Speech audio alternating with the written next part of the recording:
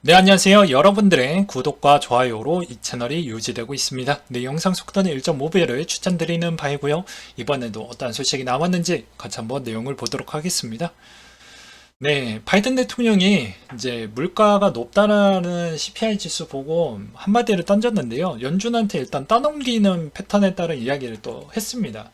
그래서 연준이 나중에 또 강력한 메시지를 보여줄 것으로 보여지는데, 이게 뭐 금리 올린다라고 해서 뭐 잡혀지는 게 아니죠. 뭐 중국의 코로나 그리고 우크라이나 전쟁으로 인했기 때문에 금리로 잡을 수 있는 부분은 한계가 있다라고 보여집니다. 그 다음으로 금리로 잡는다라고 해도 나머지는 시간이 알아서 해결을 해 주어야 되는데, 그걸 기다리기에는 뭐 아무래도 정치인이 선거에 영향이 또 있기 때문에 쉽진 않을 것으로 보여지고요. 그러다 보니까 이제 대부분 또 연준의 이제 주변 인물들이 계속 0.75까지는 열어둬야 되지 않겠냐, 이런 이야기가 자꾸 나오고 있어요. 만약에 이게 0.75가 열어진다라고 하면 주식시장, 코인시장은 더 안 좋아질 것으로 보여집니다. 그 다음으로는 러시아, 폴란드, 불가리아가 과거에 공급 중단을 또 받기도 했었죠. 그래서 러시아군이 가스관을 통과하는 우크라이나 동부 영토를 점령 중인데, 여기에 따른 이해관계도가 조금 안 좋게 흘러가면서 한때 또 에너지 관련 쪽을 또 자극을 또 받기도 했습니다. 그 이유는 러시아의 방해로 가스 운송 시스템에 따른 안전성에 따른 이게 관리가 좀 필요하는데, 관리의 체계가 좀 지금 전쟁 중이다 보니까 이게 좀 잘 안 된다 봅니다. 그렇다 보니까는 중단 소식으로 급등한 6% 급등한 부분이 좀 나왔고요. 유럽 러시아 가스 의존도를 다시 한번 보게 되면 핀란드 94, 불가리아 77, 스웨덴 70, 독일 49, 이탈리아 46, 폴란드 40, 프랑스 24라고 하니까 얼마나 돌아오는 겨울이 얼마나 무서울지 얘네들은 그걸 느끼고 있는지 모르겠어요, 저는. 그래서 그게 어떻게 보면 정치적으로 이야기할 수 있는 부분이 있고, 또 어떻게 보면 자국의 국민을 좀 생각을 한다라고 하면 어느 정도 타협점이 좀 필요하다고 보는데, 뭐 잘 되길 바래야 되겠죠. 그리고 저희 투자를 하는 관점에서는 뭐 어떻게 보면 코인 주식도 좀 좋아지려고 하면 잘 빨리 저 전쟁이 빨리 마무리가 지어졌으면 좋겠다라는 생각도 들기도 합니다. 긴축 발작과 달러에 부침하는 신흥국 테킬라 위기가 오고 있다, 뭐 이런 내용들도 나와주고 있는데요. 어, 아무래도 유동성이 끝나니까, 유동성이 있었을 때는 이제 저렴하게 달러를 빌려다가 이제 신흥국들이 뭐 예를 들어서 뭐 자국의 인프라 구축을 위해서, 또 아니면 무슨 뭐 다른 뭐 개발을 하기 위해서 그렇게 이제 어, 달러를 썼다라고 하면, 이제 달러의 인덱스가 너무 많이 올라왔기 때문에 오히려 이제 신흥국에 따른 부담 요소가 더욱더 커졌다라고 볼 수 있습니다. 어차피 빌린 거 언젠가는 갚아야 되는데, 지금의 달러 인덱스가 너무 많이 높아졌기 때문에 이게 쉽지 않는다는 것이죠. 그리고 또 코로나, 그 다음에 물가가 자극을 너무 많이 받고 있다 보니까 신흥국 쪽에 따른 외국인 투자도 상당히 경색이 또 되어져 있고, 이게 생각보다 쉽진 않을 것 같습니다. 그래서 이게 어떻게 보면 간단하게 보면 국가만 망하는 것처럼 이제 표현할 수도 있겠지만, 국가 안에 뭐가 있습니까? 기업도 있죠. 기업 안에 뭐가 있습니까? 개인이 있잖아요. 네, 개인의 국민이 있습니다. 네, 개인, 네, 국민이 있는데, 그렇게 보면은 이제 여기에서 부채 관리를 어느 정도 또 잘 하는 국가와 하지 못하는 국가를 또 기준을 다시 한번 정립을 하고, 신용도도 다시 재평가를 하기 때문에 한국 안에서도 여러 가지 또 구조조정을 하는 기업들이 대다수 많이 나올 텐데, 또 사회적 진통이 나올 것으로 보여지고요. 그 다음으로 테더와 USDC 부분을 좀 볼 수 있는데, 스테이블 코인 쪽에 따른 영향이 분위기가 심상치가 않습니다. UST가 일단 깨지면서 어, 떻게 보면 전혀 성향이 조금 다르는데, 오히려 달러와 1대1 패깅이 되어져 있는 테더와 USDC 쪽으로도 영향을 받았다라는 걸 한눈에 알 수 있는 부분을 볼 수가 있겠죠. 그렇기 때문에 이 여파는 생각보다 좀 사이즈가 커졌다라고 볼 수가 있게 되겠고요. 그 다음으로는 아무래도 어, 여기서 최대 수혜자를 만약에 뽑는다라고 하면 저의 개인적인 생각인데 담보 제공자와 두 번째로는 공매도자 그리고 세 번째로는 스테이블 코인 쪽이라고 생각을 합니다. 규제를 갖고 있는 스테이블 코인. 그래서 요새 들리는 썰은 규제를 받고 있는 스테이블 코인은 유일하게 USDC가 제일 덩치가 크잖아요. 그쪽에 또 어떻게 보면 해당의 월가 쪽에랑 많이 결집되어져 있는 회사들도 꽤 많고 금융가들도 많고 그래서 그런 이야기가 좀 많이 나오고 있는 실정입니다. 저도 이제 이번 루나 사태로 인해서도 뭐 그런 가능성도 좀 있겠다라는 생각도 들기도 하고요. 그래서 뭐 안타깝지만 루나가 다시 한번 재기가 잘 될지는 모르겠지만 그래도 잘 되길 바래야 되겠죠.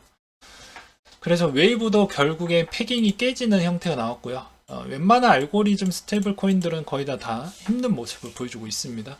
그리고 루나가 지금 저렴한 가격이 있다라고 생각을 해서 절대 들어가시면 안 되는 게 이제 루나의 언스테이킹은 21일 정도가 소요가 됩니다. 21일 정도가 소요가 되기 때문에 대략 뭐 저번 주 때부터 풀렸던 자금 플러스 이번에 대량 물량까지 나온다고 하면 못해도 일주일, 2주일 뒤까지는 좀 보실 필요성이 있거니와 그 다음으로는 뭐 한때 이제 기사도 요새 이제 되게 크게 나오고 있는데요. USD가 한때 70% 폭락이 나오면서 비트코인에도 같은 영향을 좀 받고 있다. 그래서 재무장관이나 정치권에서도 이제 급성장 상품군 관리 체계가 좀 필요하다라고 이야기가 나오고 있기 때문에 이건 결코 좋지 못할 것 같습니다. 좋은 이야기 뭐 나올 게 있나요? 안 나오겠죠, 아무래도. 그 다음으로는 소프트뱅크의 1분기 손실이 24조 원의 전망이 되어져 있다고 하는데 이것도 왜 갖고 왔냐? 그만큼 등치 큰 기업들도 생각보다 현금 흐름도가 별로 좋지 못할 것이다 라는 측면과 기업 가치 평가액도 생각보다 쪼그라졌기 때문에 담보를 받을 수 있는 담보물 자체도 그렇게 많이 받을 수는 없을 것이다 라는 것을 좀 보여드렸던 부분이고요. 그렇게 되면 이제 기존에 뭐 루나나 뭐 나머지 이번에 코인 회사에서 좀 경색된 현금이 경색됐던 투자를 좀 받으려고 했던 쪽도 많이 힘들 것으로 저는 보고 있습니다. 그리고 이것은 공매도에 따른 이야기를 좀 해드리려고 하는데요. 주식의 공매도의 거래 대금 기준이 이 정도라고 합니다. 근데 왜 이제 루나 거를 왜 갖고 왔냐면, 저는 이번 공매도 사태로 인해서 느낀 점이 좀 많습니다. 예. 그 느낀 점은 무엇이냐면, 특정 하나의 약점만 보이면 어떠한 집단이 만들어져서 충분히 그런 물량을 던질 수 있을 만한 정도가 딱 되면 내가 맘먹고 특정 코인 하나를 죽여버릴 수 있구나. 그리고 이번 계기로 인해서 성공을 했거든요. 반대로 보게 되면 공매도에 있는 그런 집단 애들은 성공을 한 케이스에 있기 때문에 여기에 이제 성공을 했다라는 그것에 따른 자신감으로 인해서 그 다음 것도 언제든지 약점만 보인다고 하면 들어갈 수 있을 것으로 보여지는 점이 우리한테는 별로 좋지 못하다라고 저는 생각을 합니다. 그리고 이제 그만큼 시장에서 주식도 별로 좋지 않고 한동안 좀 많이 떨어졌잖아요. 그리고 코인은 거의 뭐 말도 못하게 많이 떨어졌고 그러다 보니까 이제는 다시 은행 쪽으로 돈이 들어간다고 합니다. 현재에서 또 지방선거 시즌이 또 돌아오다 보니까 뭐 부동산 코인도 발행을 하겠다라는 이야기가 나오고 있는데 우리한테 뭐 득이 될지는 모르겠어요. 근데 지금 시장이 별로 좋지 않기 때문에 일단 지방선거는 뭐 지방선거는 별개로 좀 보시길 바라겠고요. 두나무와 하이브가 LA에서 NFT 합작사를 세웠다고 해서 요거는 뭐 잘한 케이스라고 보여집니다. 왜냐면 미국에서 제일 암호화폐 수익성도 제일 크게 나왔잖아요. 60조 원을 벌었다라고 하니까 물론 그 영향성을 또 보고 여기 합작사를 세웠다라고 하는 건 당연히 이쪽이 수요가 많으니까 괜찮다라고 저는 보고 있고 이번 사태로 인해서 로빈후드 코인베이스도 상당히 많이 내려가고 아크 인베스트먼트도 많은 피해를 보고 있다고 합니다. 그리고 0.01 비트코인 이상을 가지고 있는 지갑의 주소가 1000만 개 이상으로 사상 최고치를 경신을 하고 있다고 하는데요. 단순하게 보면 이제 개미가 저점이냐라고 그렇게도 볼 수가 있겠지만 뭐 다르게 보게 되면은 또 다른 형태로도 또 해석이 가능하겠죠. 그리고 클레이튼 쪽에서도 여러 가지 문제가 있어서 메타콩주도 떠났는데 선미아 클럽도 같이 떠나간다라고 합니다. 아무래도 이번에 수수료에 따른 문제성 때문에 그렇다라고 볼 수가 있겠고요.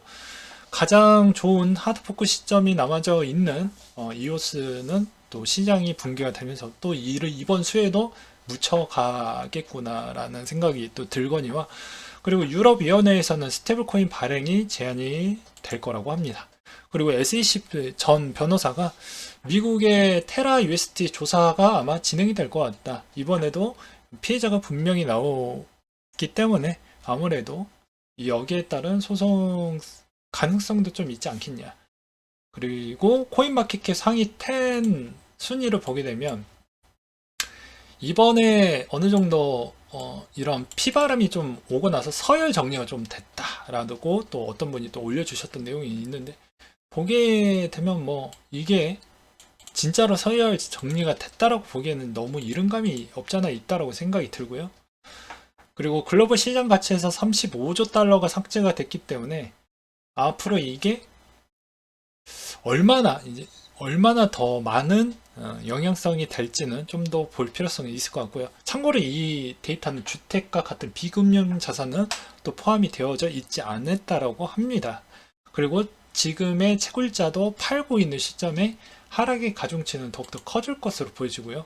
이제 채굴 회사들이 왜 떨어지는 이유는 아까도 말씀드렸다시피 투자처에 있는 투자금을 받던지 아니면 내가 해당에 있는 고정비를 어느 정도 충당을 해야 되는데 지금 돌아가는 상황을 보게 되면 별로 좋지 않잖아요.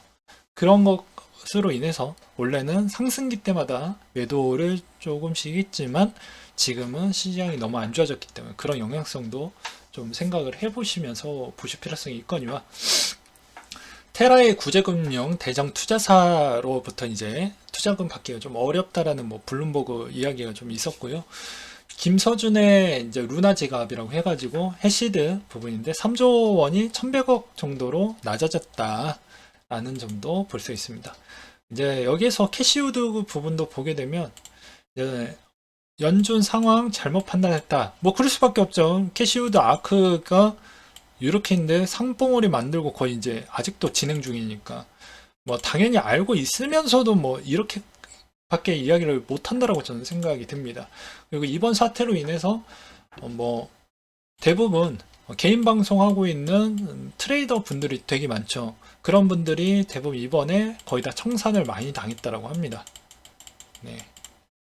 제 지인의 지인도 뭐 12억 원 정도 청산을 당했다라고 하더라고요. 그러니까는 이번 장이 얼마나 어려운 장인지 아시겠죠? 네. 그래서 17년도, 22년도 이제 이분 외돔이라는 분은 저도 잘 모르지만 뭐 이번에 계기로 또 떠나간다라고 하고요. 그리고 이번 루나로 또 그 다음 루나 이후로 이제 시장이 충격을 2차, 3차 충격이 남아져 있는데 그건 또 무엇이냐? 일단 루나와 연관되어져 있는 코인들이 더 타격이 큽니다. 네, 아발란치 매수로 있었던 담보로 잡아놨던 게 충격으로 왔죠. 네. 그 다음에 앵커 프로토콜로 인해서 이제 서비스 지원을 해줬던 거, 또 연관성이 있으니까 또 여기도 상당히 충격이 커졌다고 볼 수 있습니다. 그리고 카바와 루나 또 서비스 제휴를 또 맺었던 이런 루나와 연결되어져 있는 쪽은 거의 다 이번에 좀 많은 하락을 좀 끼쳤다라고 볼 수가 있겠거니와, 그래서 루나와 연결될 쪽은 다 영향을 받고 있구나라고 보시면 될 것 같습니다. 네, 그래서 제가 이 바이낸스 마켓 부분에 이런 거와 이런 쪽 부분, 그리고 루나 에코시스템 부분, 그 다음에 가장 중요한 거, 이제 뒤에 나오는데 디파이 부분에서 커브 쪽에서 또 문제가 있죠. UST에 어느 정도 UST가 너무 많이 성장을 해버리니까 커브에게도 또 영향을 또 많이 끼쳐버렸습니다. 그러니 전체 디파이 부분도 모든 영향을 좀 받았다라고 볼 수가 있겠죠. 그래서 최근에 이제 마켓의 물량 자체가 어떻게 되냐면 내려가는 속도가 다 뭐 갑자기 알트코인들이 막 쏟아져 나오고 있잖아요. 막 급락이 막 나오고 있잖아요. 그러면서 비트코인이나 이더리움이 생각보다 막 덜 밀린다라고 생각하시는 분들은 예, 천만의 말씀입니다. 왜냐하면 비트코인 마켓에서 나오는 물량이 어느 쪽으로 갑니까? 그 비트코인 마켓 안에서 비트코인을 갖고 있는 상태에서 알트코인을 사는 거잖아요. 반대로 보면은 당연히 이제 그 물량에서 빠져나와야 되니까 어떻게 해야 되겠습니까? 한시적으로 그래서 최근에 분위기를 보게 되면 해당의 비트코인 차트 자체가 여기서 많이 요동을 쳤던 이유가 그런 거거든요. 한때 위아래로 많이 쳤던 이유가 그런 겁니다. 마켓 자체가 어떻게 보면은 얘네가 후행으로 작용을 해요. 얘네가 후행으로. 네.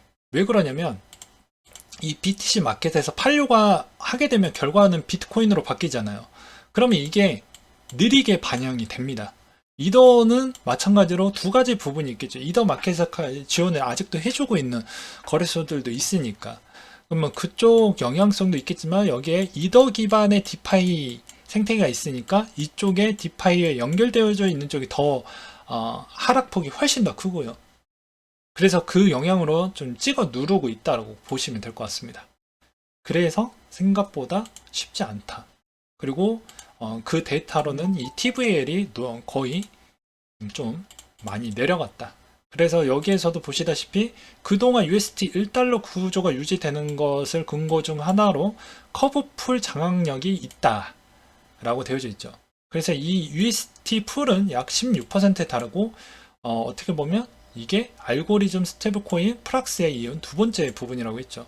그래서 이것으로 인해서 UST의 타격만 뭐 입을 수 있다라고 했지만 커브의 영향성도 같이 받았다라고 저는 보고 있습니다. 그래서 커브가 어느 정도 불확실해지면서 디파이의 영향도 같이 줌으로써 같은 영향성이 좀 나와 주었다라고 볼 수가 있겠고요. 이 다음부터는 좀 해석하기 나름인데 제 나름대로 좀 풀어보았습니다. 아까도 말씀드렸다시피 보이지 않는 세력이라고 이야기를 하기도 했었죠. 그 세력이 어느 정도 좀 들어갔다. 그래서 어떻게 보면은 이제 코로나 쇼크 이어서 입출금이 최대치로 들어갔다고 했는데 이걸 어떻게 해석을 할 거냐. 아무래도 이제 저렴한 가격으로 진입하려고 하는 개인들도 있을 거고 여러 가지 있는 사람들도 있겠죠.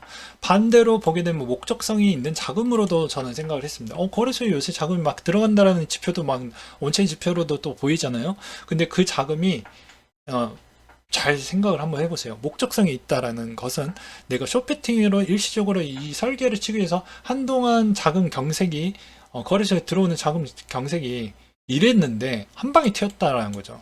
그 말의 의미는 뭐 다른 게 있겠습니까? 그리고 이제 그 다음으로는 아무래도 이제 디파이에서 아무래도 들어오려고 하는 자금들도 일부 있을 거라고 전 생각이 좀 들기도 했었습니다. 그래서 이번 형태로 인해서 이제 루나로 인한 어떻게 보면 루나로 인한 그 다음이 일어날 일들을 이렇게 한번 좀 정리를 해 보았는데요. 잘 마무리가 좀 되었으면 좋겠다라는 생각이 들고 다시 한번 간단하게 정리를 하면 뭐 세 가지 정도로 나뉘어질 것 같습니다.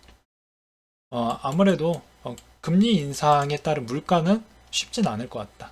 전쟁, 코로나 그 영향성과 그 다음에 두 번째로는 말씀드렸다시피 루나가 쏘아 올린 이 공이 오히려 스테이블 코인 쪽에 영향성을 줬다. 이게 확산세로 인해서 신뢰도가 생각보다 불안해진 점이 있었고 세 번째로는 디파이의 정체적인 영향성을 생각보다 또 주게 되면서 또 많은 영향을 끼쳤더라 라고 저는 그렇게 좀 보고 있습니다. 네, 많은 힘든 시기이고 많이 손해를 많이 보셨던 분들도 분명히 계시겠지만 이 또한 지나가면 또 다른 기회도 또 오는 마련이기 때문에 잘 현명하고 지혜롭게 그리고 신중한 투자 하시면서 이런 아픔에 있는 경험치도 나중에는 내 투자의 밑거름이 또 되고 또 도움이 많이 되거든요. 잘 헤쳐나오고 힘내봅시다. 이상으로 마쳐보도록 하겠습니다.